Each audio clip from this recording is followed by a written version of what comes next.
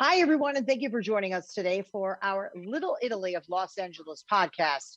And I'm joined by the man that Italy Magazine calls changed Italian cuisine in the United States. That's pretty big.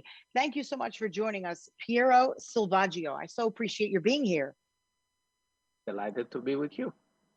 Wonderful. Now, gosh, you've got a resume and life history about this tall. So let's tell the people out there uh, the one restaurant in particular in West LA that you are very well known for. Let's start there. Yes, I started in 1972, which is many, many, many years ago, a little restaurant that was a converted beer bar. And we were very lucky because we were in a period where the food that was kind of trendy was the Neapolitan food from the immigrants. Everything was on the heavier side. Of course, garlic was a big component. And we were fairly successful, even in a very strange location, because we are at the very beginning of Santa Monica. So by 31st, 32nd, by the 10th freeway. And we were lucky because people start responding, people start liking what we were doing. And then little by little, we became an institution of the city. So we were very excited to be part of it. But let's tell people the name of it, Valentino. Everybody knows Valentino. I remember when I first moved here and driving past Valentino, I thought, oh, that looks fancy, because it was. But yes, it really had an arc to it, right? It didn't really start that way.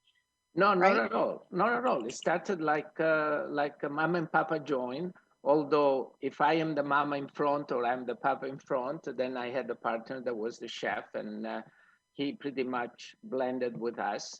And that was for a little while. We call it Valentino because Rudolph Valentino, the famous movie star, because it was a catchy name, because we were in Hollywood, all of the components, and more than anything, because it was a very, very comfortable name to remember. And then it became a trademark. Right, absolutely. But initially, when you started out, you said that a customer came up to you, right? And he said, Piero, you're fabulous as a host, but your food is kind of okay, right? And then didn't that send you back to Italy? Now let's tell people you're originally from Sicily. Yes, and tell us where you're from in Sicily.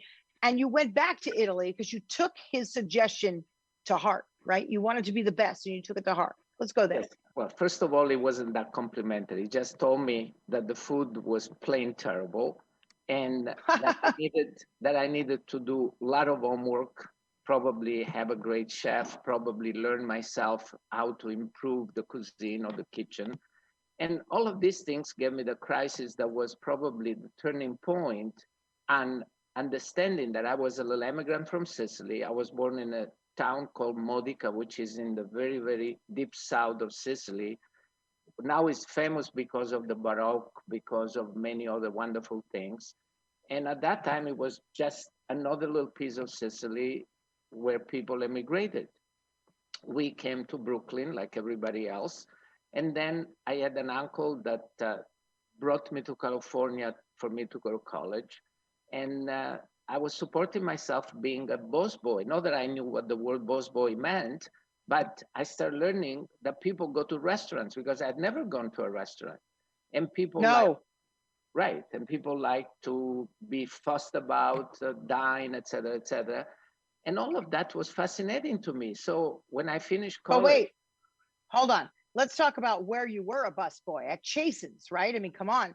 Everybody liked to be fussed about at Chasen's. And for people who don't know what that is, that was a super famous hangout, right? On like Beverly Boulevard and Doheny, right? That was like, that was the place. I mean, people went there during the Oscars and just about every possible big, anything big that went on in Hollywood, Chasen's was handling it, right? Absolutely. It was the power restaurant. And especially the front of the restaurant was where all of the big celebrities, the big name of then, were all kind of gathering and were all kind of trying to be who's whom, etc.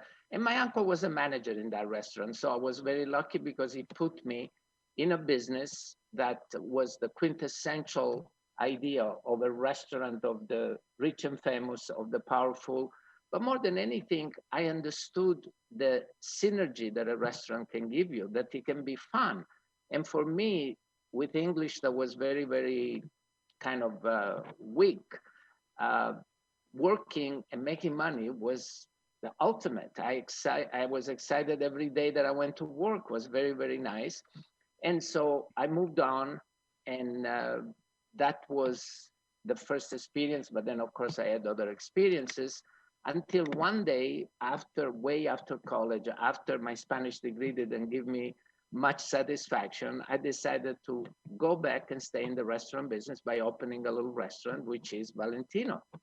And Valentino was in a very strange location, was a beer bar converted into a restaurant, was nothing special, was nothing really exciting. And I think the biggest miracle that happened was that I took advices like this gentleman that told me that our food was very mediocre.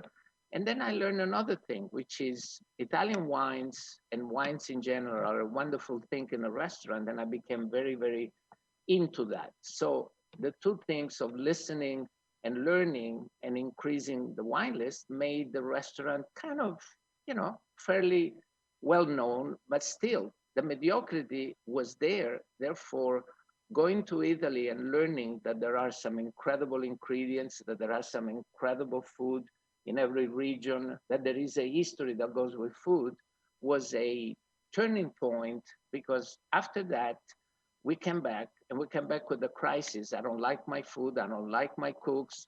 I don't like what's going on. And sooner or later, like this gentleman that told me that the food was bad, the restaurant will close, because the mortality of restaurant, as you all know, is enormous. It's way over 90%.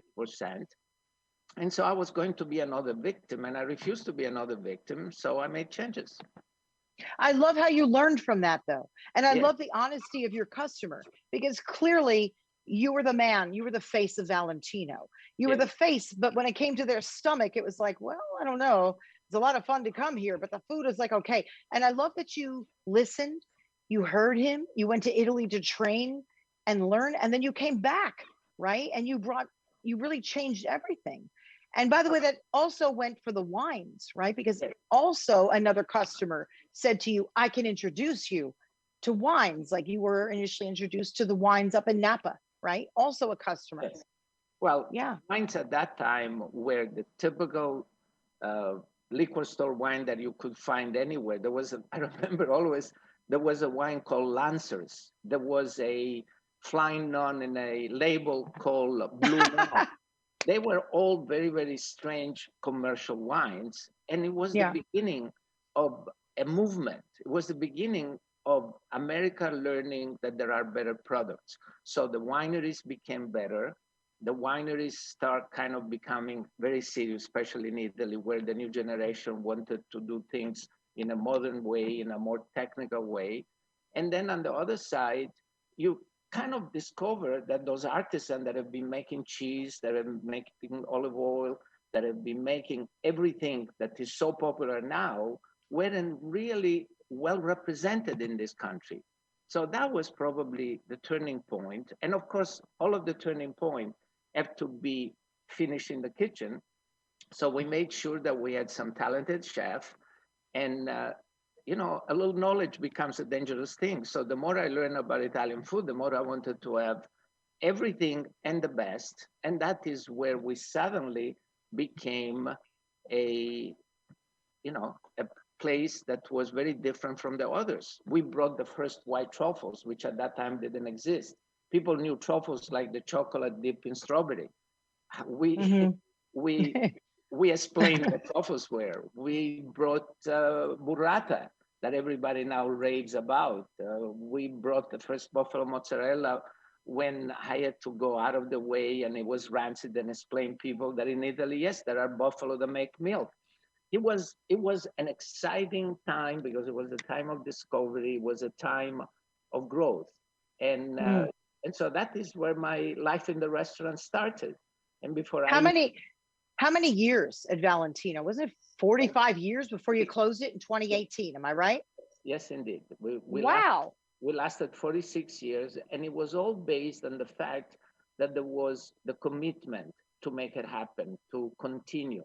And then, of course, you get to the point where no matter what you try, it's still something like any show that is fading a little bit. Know that Mhm. you don't have the same strength or the same script, but people want changes, and also they want to have changes in the physical aspect of the restaurant. So as you know, people change the format of the house, they change the style of the house. And so I decided that it was time to move on in something that was more challenging or less committing. But during that time, how, especially down in the wine room, right? At Yes, any one time, you had, I believe, over 100,000 bottles of wine.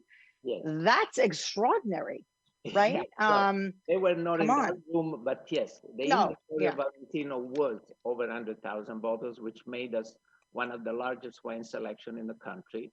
And so yeah. that, that gave us a lot of exposure, a lot of publicity, and a lot of claim of fame. And, you know, we made the covers of quite a few magazines. We were the innovator of anything that was new from Italy. So all of these things are exciting and part of what my history has been. And of course, it wasn't just Valentino, because, for example, in 1985, which is many years ago, we came up with the idea that people love, now they call it grazing, but at that time we call it primi. Primi in Italian means anything that is related to pasta, to risotto, and to antipasti. So it's the first things that come at the table. So we did a restaurant in Pico that was called Primi, and it was an enormous success. And we were ahead of our time with a very sleek trattoria, very elegant, very fun, you know, open patio, etc. So that was the growth of doing something else. And then we were Wow. by the Venetian, which is a famous hotel in Las Vegas. They wanted to have the best Italian restaurant in the country, so we went to Las Vegas and we opened a Piero Selvaggio Valentino. So those have been some of the things. We have done many other things. We have consulted for a lot of things. But those three things to me are very, very dear because they are part of what my history is, what my being a restaurateur is, and what is my contribution in a way to the city and to the community and the pride, of course, that we all have being Italian. But look, let's face it. It's about relationships, and Yes, it's about the, yeah. And with you, everybody loves you. Come on. You just mentioned your name. You're so highly regarded in the business, very humble. But they came really, obviously, the food was spectacular after you figured it out, but they came for you, yes. right? They And came for you. friendship of all of these people has been also the strength of staying in business, of continuing Valentino even when it was getting a little old and a little tired. And there was always the feeling going to the restaurant is a happening, is a day of feast. And probably the last contribution was when we announced that we were closing after 46 years. And they were Oh, and they were coming in Urgel. They were coming for the Last Supper. They were coming for the memories. I had a cute story that I have to share with all of you because it's the quintessential moment that defines a restaurant. Everybody had to have a picture with me. Everybody had to have a memento. So I am in between these two people. And as I look at them, they look dressed in a very unusual style. So as I'm kind of looking left and right, he says, I want you to know that we got married in this restaurant 37 years ago. And, oh. and then we celebrated all of the anniversary. And today we decided to wear the clothes of our wedding. And it still fit them. It still fit. That's pretty impressive. It fit, but of course they were faded. The white didn't exist anymore, and the black was another color. But Oh no. But what a great story. Oh, it just shows what you've meant to so many people that they came out. Hey, tell me about some of the, well-known folks that you have met over the years who came to meet you and talk with you. Tell us. well, we have met everybody that is everybody, and probably my favorite story is I call it the Elizabeth Taylor story because when my uncle in the Chesons Day went to a big catering, and I was a little boy from Sicily that I'd never seen anything. He told me just have a little tray and put the cigarette butts or put the empty glasses and just don't say a word. So we went into this enormous house. There was Sonia Heaney, that was a famous skater, et cetera, et cetera.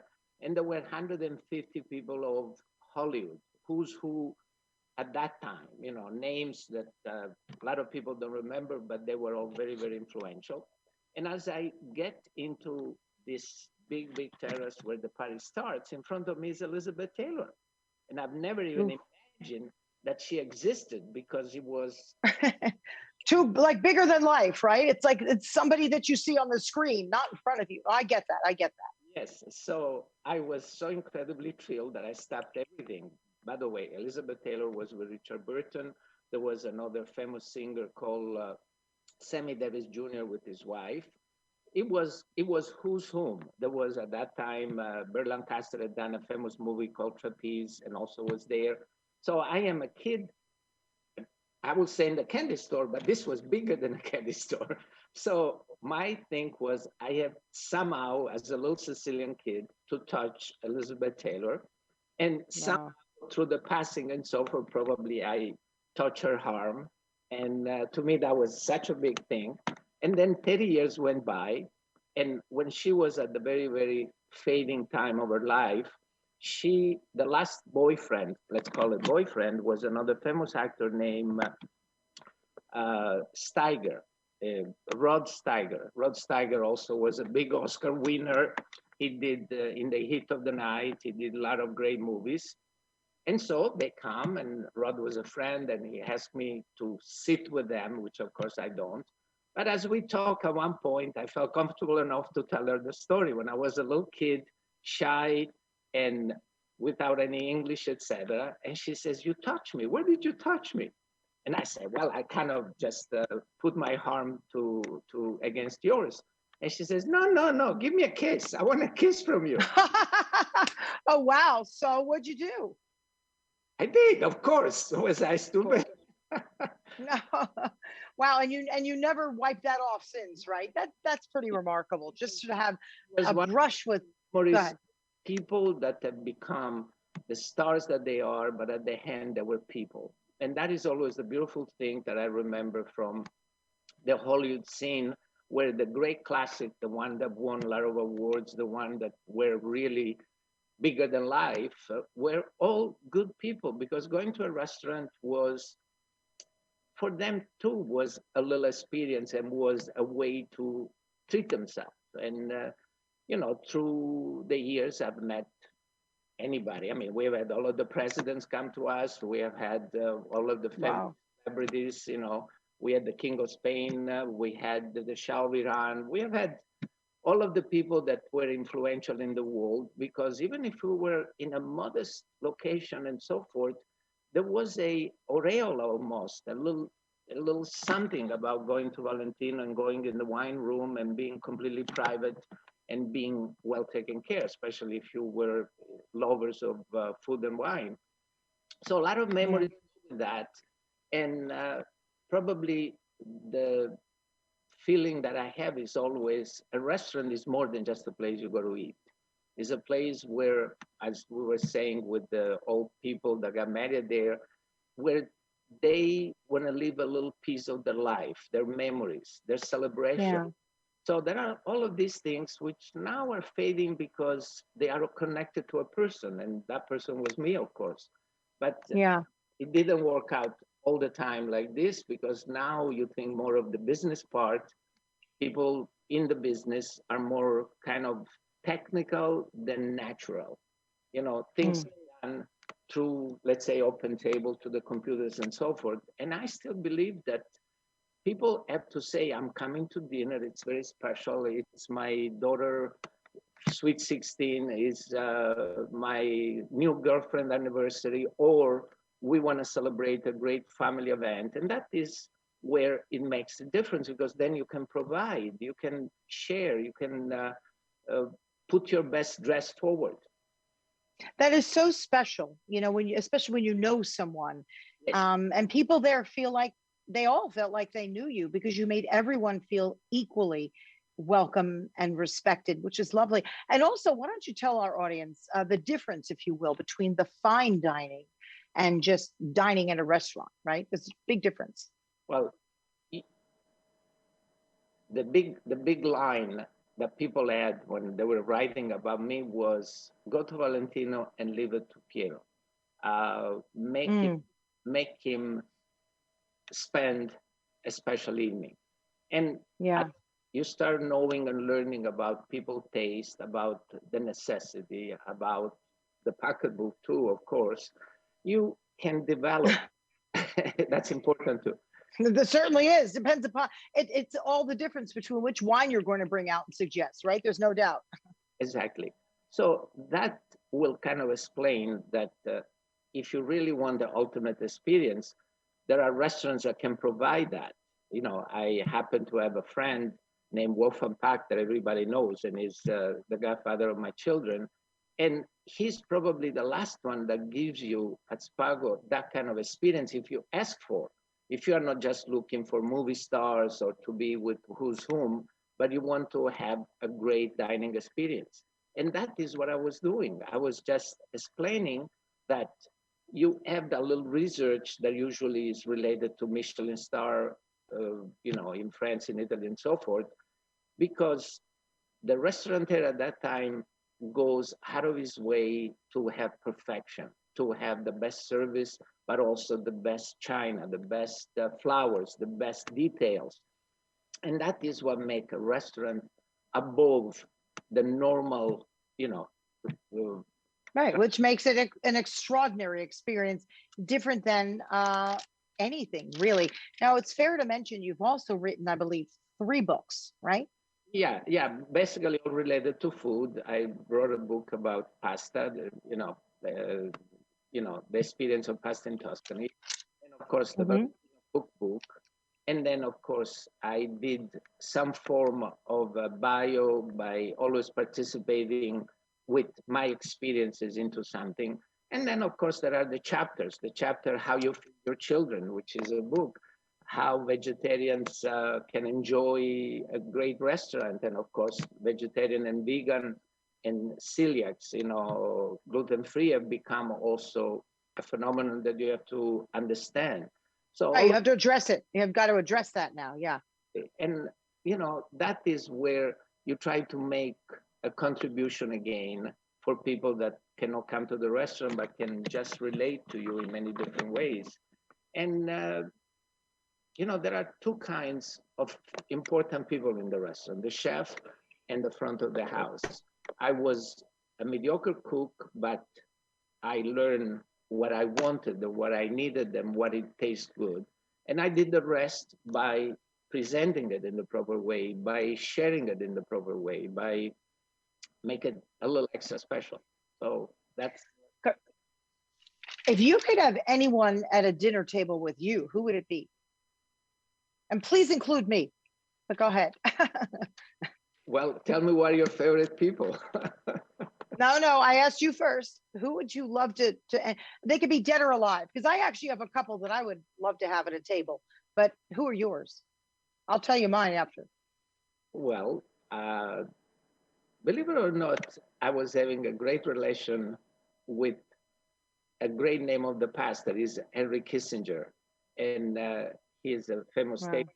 But you know why? Because he loved the 2 things that I love the most, which are wines and soccer. Of course, being Italian, I'm a big soccer fan. And so we spoke a great deal about both things. So that's one.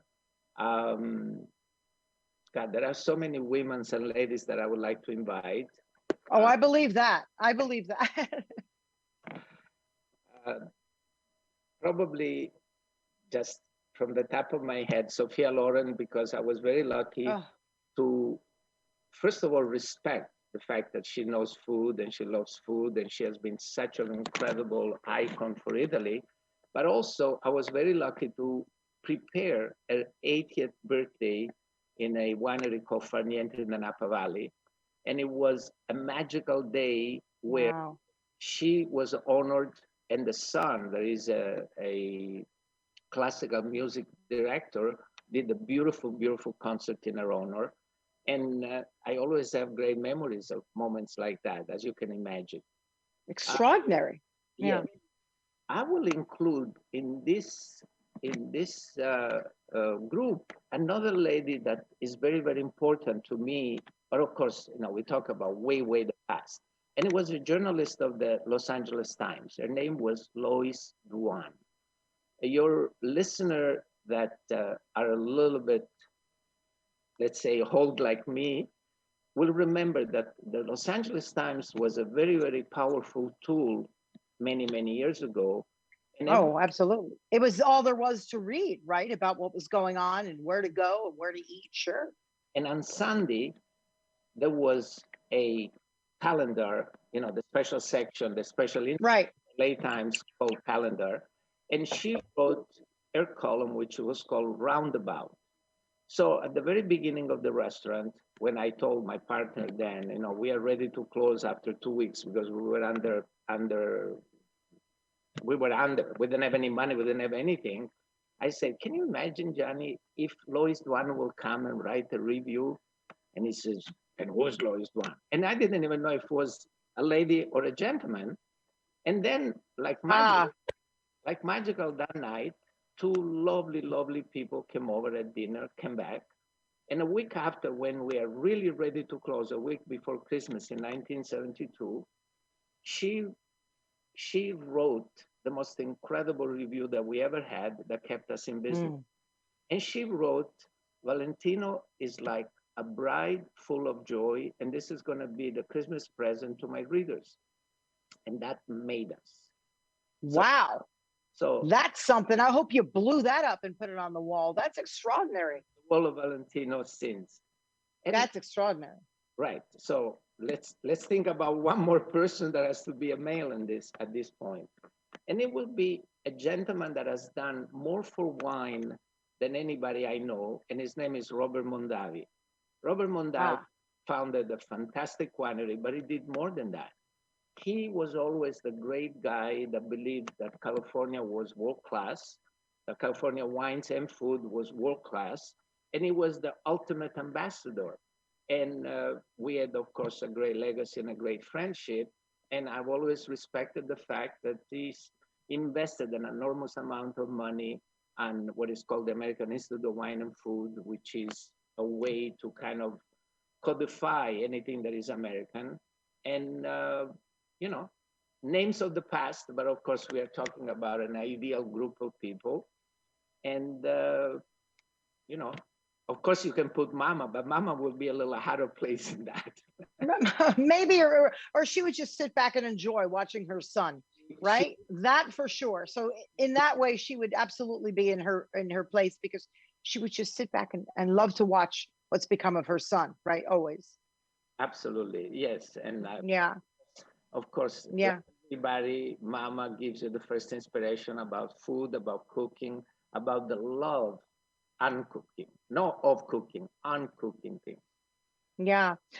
Do you ever miss that you left Sicily at such a young age, or do you get back enough to see family and friends? Well, I have contributed a great deal about the image of Sicily. I'll tell you why. When I first left as a little immigrant, and I was 17 at that time, there were no restaurants in my hometown. And I became fairly famous, and a lot of people asked me to help by having people stage with us, by having, inspiration and so forth.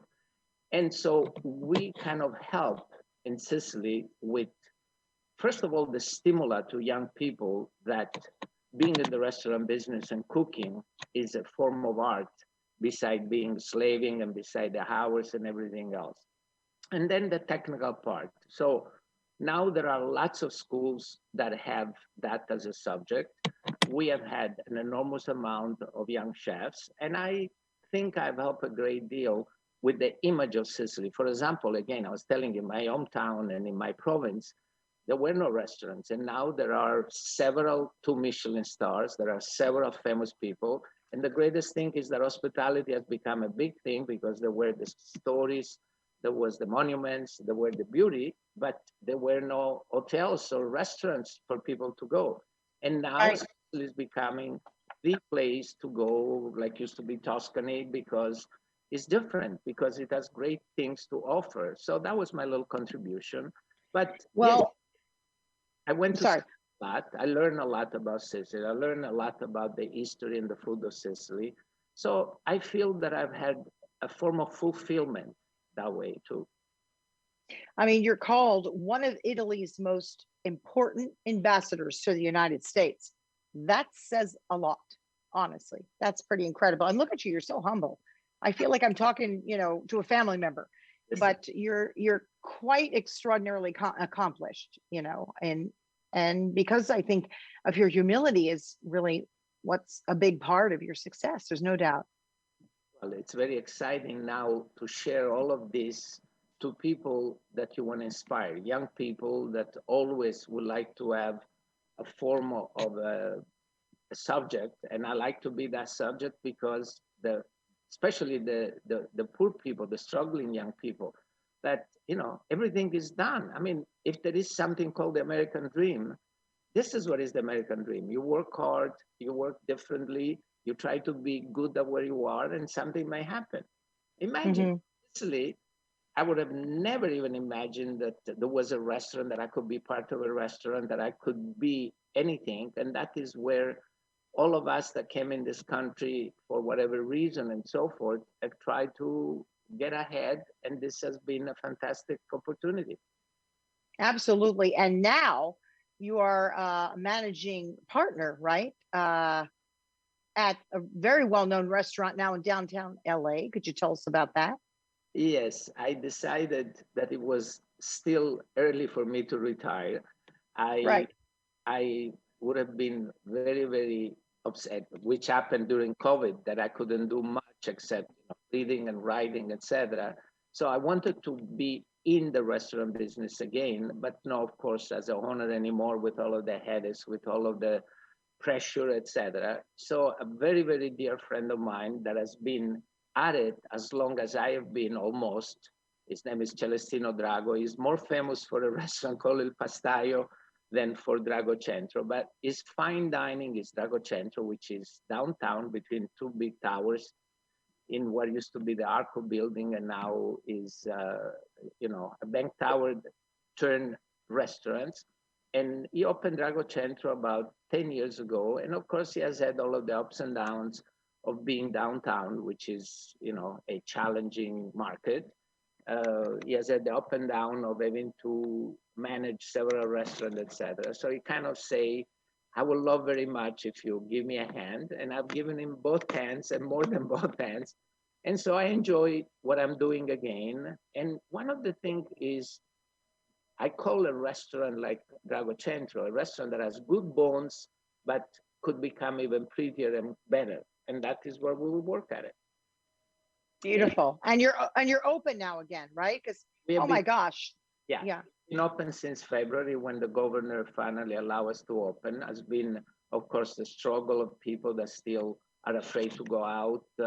Downtown that hasn't come back because, Yeah. again, the business come from 100-story tower. We have a 50 and 50-story towers that are empty. So when Yeah. we fill up again, we will be very excited and very busy. But for me, has been a nice challenge. Has been a way to keep busy and do something that I still love, and it's always nice because, again, I see the smiles that I can give to people. I see the satisfaction that I have when I make people happy, and so the way that gives you the check, I give you the rest. Yeah. Gosh, I've so enjoyed talking to you. Is there anything else that you'd love to tell our audience about you, about your work, about where you're currently downtown? Anything else that you'd like to share? I could keep you on for hours, honestly. You're so interesting. I like to share the fact that, you know, everything is possible for a little kid that comes from another country. Now we have the president bringing all of these young people from Mexico and from Central America and so forth. They all have a dream. And if that is something that they will work at it, good things will happen. And look how many second generation, like your family and so forth, have been able to achieve so many other things by going to school, by having careers and so forth. We all kind of choose a path, and the Italians have very bad reputation, as you know, and a lot of other things, especially Sicily, et cetera, et cetera. And now everything is, thanks to all of us, it's different now. No, it is. About Sicily with a great deal of pleasure, because the good things are there, the monuments, the food, the history, et cetera, and we will always be Italian at heart. We'll always be proud of our heritage. And am I American after, what is it, 50 plus years that I live in this country? I still have an accent, but I'm American. So probably I am the perfect situation of somebody that is called the Italian American. And of course, you have two culture, you have two set of memories, love of so many things. And, I'm delighted that I can be part and share it with your listener, with you. And I hope we'll have a second conversation someday. We absolutely will. There's too much to talk to you about to just let you go with one interview. So we'll be having you back. I so enjoyed talking to you. I've learned so much. I look forward to seeing you at the restaurant one of these days as well. Once everyone feels more comfortable getting out, I'll be one of the first ones down there. So a delight to talk to you, Piero Selvaggio. And everybody, just thank you for joining us on our Little Italy of Los Angeles podcast. I'm your host, Deborah Zara Kobylt. And how can people reach you? Oh, I'm going to blow one right back at you. That was lovely. How can people reach you? I mean, do you answer all your social media or what? If they have questions for you. By all means. I am very open. First of all, there is Drago Centro, where you can find me 6 nights a week, because that is my new life. If you want to have more of a conversation, I have a very interesting email address, which is welovewines@aol.com. And I love that. Yeah. But obviously it's related to one of my loves, as you can imagine. And, just let me know if I can be a mentor, suggest, help, or whatever. And that's probably the best thing that you offer when you reach a certain age and you still like to be helpful, et cetera, Absolutely. And that's so right. That's so right. To move it forward, right? That's great. Anyway, thank you so much. It's really been a delight. We will have you back. I'll see you downtown. And thank you, everybody, for joining us once again on our Little Italy of LA podcast. And we will see you next time. Bye. Arrivederci. Arrivederci.